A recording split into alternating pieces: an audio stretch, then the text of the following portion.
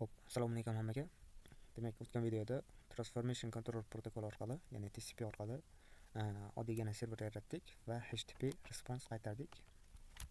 Shuni ishga tushirib ko'radigan bo'lsak, ishlamoqda. Endi bugun ko'radigan narsamiz HTTP message haqida ko'rishimiz kerak. Xo'p, HTTP message, ya'ni HTTP protokoli, Hypertext Transfer Protocol, ya'ni uni xabarlari haqida gaplashamiz. O'tgan darsda aytganimdek, HTTP protokoli request va response orqali muloqotga kirishadi. Har doim tinglab turuvchi bizning serverimiz, ya'ni klientdan kelayotgan requestlarni, so'rovlarga javob qaytarish kerak. Birinchi ko'radigan narsamiz response. O'tgan darsda ko'rdik. Start line'da HTTP protokoli va status code va status kodni nomi, qisqacha nomini qaytarishdan iborat va headerimiz joylashgan. Headerimizda turli headerlarimiz joylashgan va bo'sh qatordan keyin, ya'ni empty line'dan keyin body'imiz joylashgan bo'lishi kerak.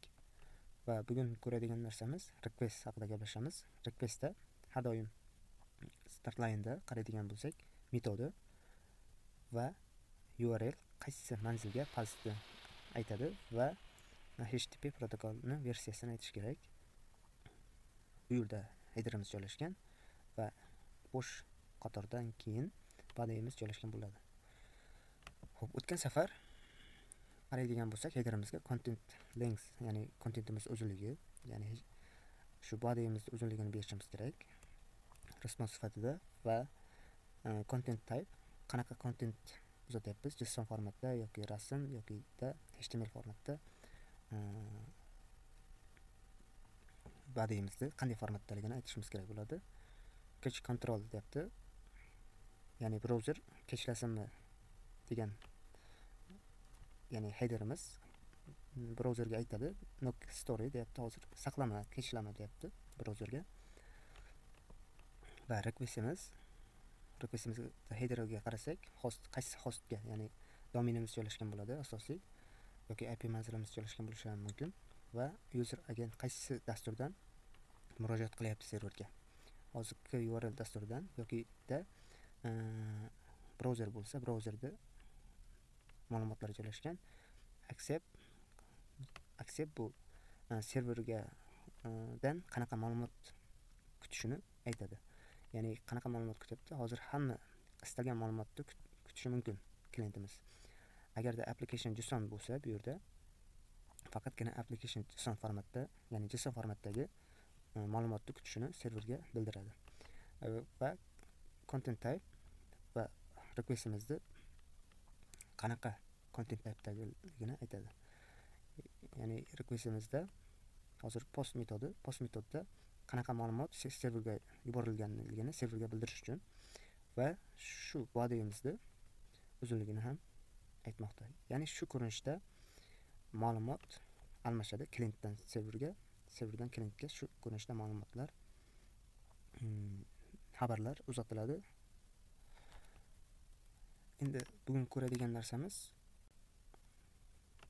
request haqida gaplashamiz, ya'ni message qanaqa request kelyapti, shu haqida gaplashamiz.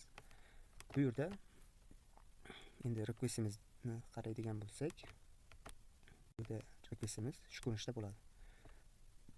Ya'ni request line, start line, ya'ni start line'imiz va headerimiz va body'imiz joylashgan. Bu yerda qator, ya'ni bo'sh qatordan keyin body'imiz joylashgan bo'lishi kerak. Xo'p, buni biz message'dan ajratib olishimiz kerak bo'ladi. Xo'p, message'dan ajratib olish uchun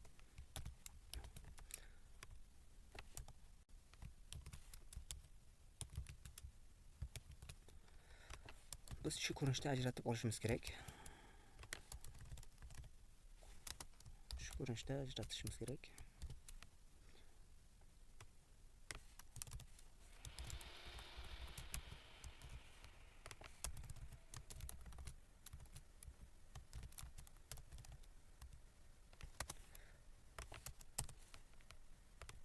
va bo'sh qator. Xo'p, get metodiga qarasak, hozir biz faqatgina get metodi bilan ishlaymiz. Get metodi sintaksisi xo'p, start line'ni aytmoqda, faqatgina start line. Va headerimiz ham bo'lishi mumkin. Start line'da metodi va target URL qaysi manzilga va HTTP protokolni versiyasi. Biz shuni messajdan ajratib olishimiz kerak. Hozir messajga qaraydigan bo'lsak, shu ko'rinishda bo'lmoqda. Request get mana qaysi URLga va versiyasi, hosti, headerlarimiz joylashgan bu yerda. Biz faqat start line'ni ajratib olishimiz kerak. Start line'ni ajratishimiz uchun biz yangi o'zgaruvchi start line o'zgaruvchi ochaman va string metodidan foydalansak bo'ladi.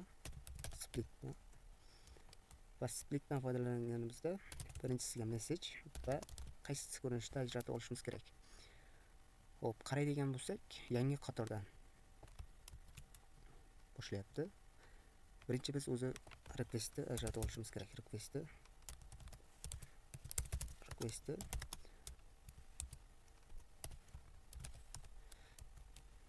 message deb beramiz va yangi qatorda boshidan boshla deyapti bu yerda. Shuni biz bitta qatorda, ya'ni bitta slice'da joylashtirishimiz kerak. Ya'ni hozir biz shunday qilsak, bizga start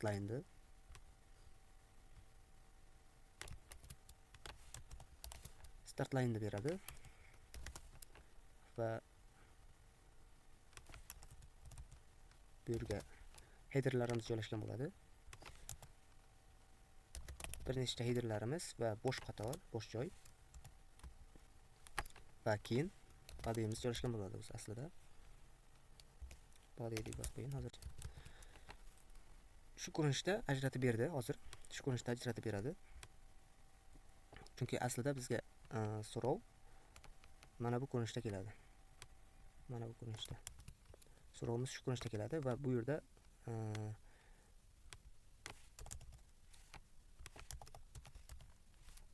shu ko'rinishda yozilgan bo'ladi. Mana shu ko'rinishda yozilgan bo'ladi. Hozir biz shuni split metodi orqali mana bu joylarni olib tashlab slice ga aylantirib oldik, ya'ni mana shu ko'rinishga. Endi request'imizda faqatgina bo'sh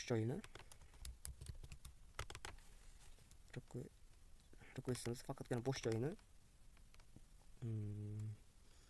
ajratsak, bizga hozir bo'sh joyini birinchi qatorini faqatgina 0-elementini mana shu 0-elementini agarda ajratsak, bizga mana shu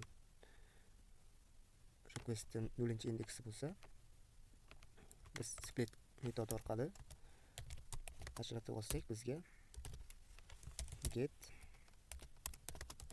va pathni beradi. Path va HTTP versiyasini bizga qaytaradi. Ya'ni 3 ta elementdan iborat bo'lgan slice qaytaradi. Va bu yerda endi start line'ni oldik. Start line'dan biz metodni olsak bo'ladi. Metod start line'ni 0-indeksi metodga pathni va versiyani olsak bo'ladi. Xo'p, bu ikkinchi indeksdagi element, birinchi indeksdagi element va biz tekshirishimiz kerak. Birinchi if agar start line teng bo'lmasa 3 ga, ya'ni uzunligi 3 ga teng bo'lmasa, 3 ta elementdan iborat bo'lmasa, hozircha konsolga chiqib turamiz, ya'ni terminalga chiqib turamiz. But request deb yozib olsak bo'ladi.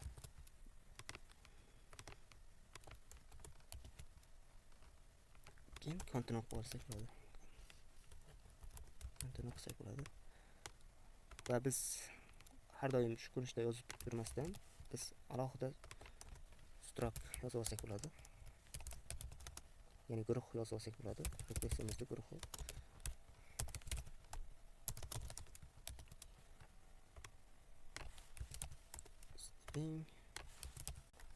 String va versiya ham string bo'ladi.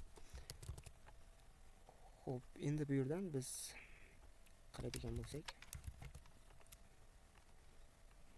xo'p, start line'da ajratdik. Bu yerdan endi request yaratsak bo'ladi.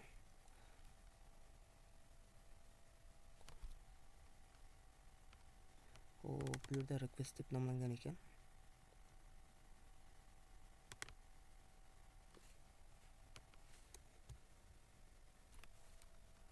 Full request collection. Hozircha nomlash birozgina adashyapmiz nomlashda.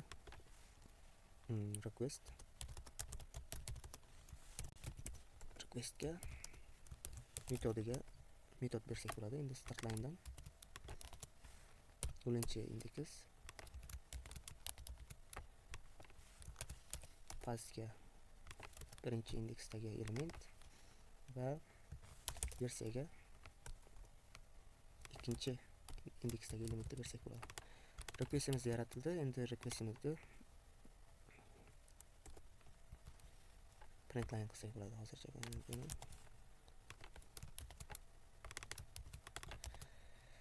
Yozasak bo'ladi. Endi hozir ishga tushirib qarasak, ishga tushiramiz. Ishga tushdi. Konsol qarasak, mana requestimizda start line'ni mana shu ko'rinishda bo'lyapti. Ya'ni biz start line'ni ajratib oldik requestimizdan. Endi logika yozsak bo'ladi. Qanday? Hozir agar request path, ya'ni path shunga teng bo'lsa, ya'ni teng bo'lsa, biz shunaqa response qaytaramiz. HTTP response qaytardik. Agarda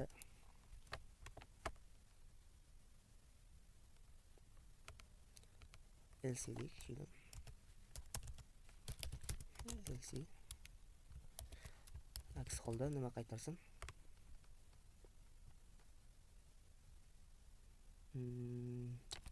Mana uni yopib turamiz. Adashib ketmaslik uchun.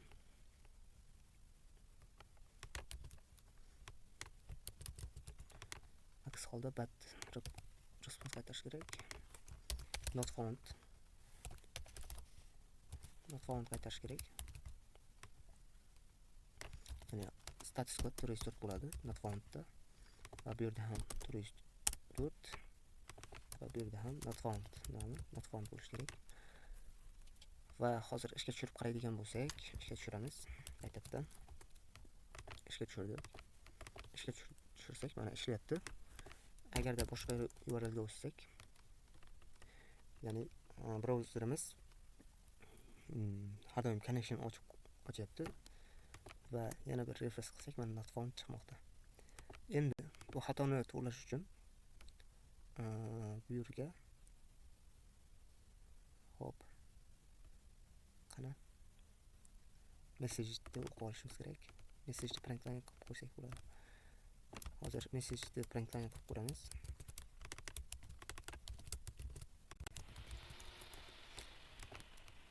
Ishga tushirdim.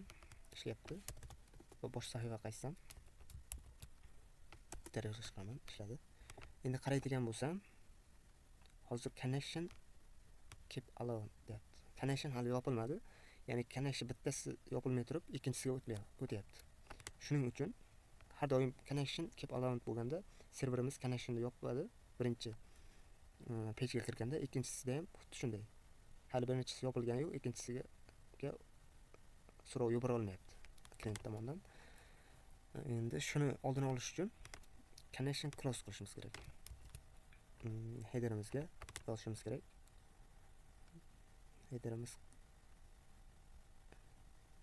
Headerimiz shu joyda. Headerimizga aytishimiz kerak shu yerdan.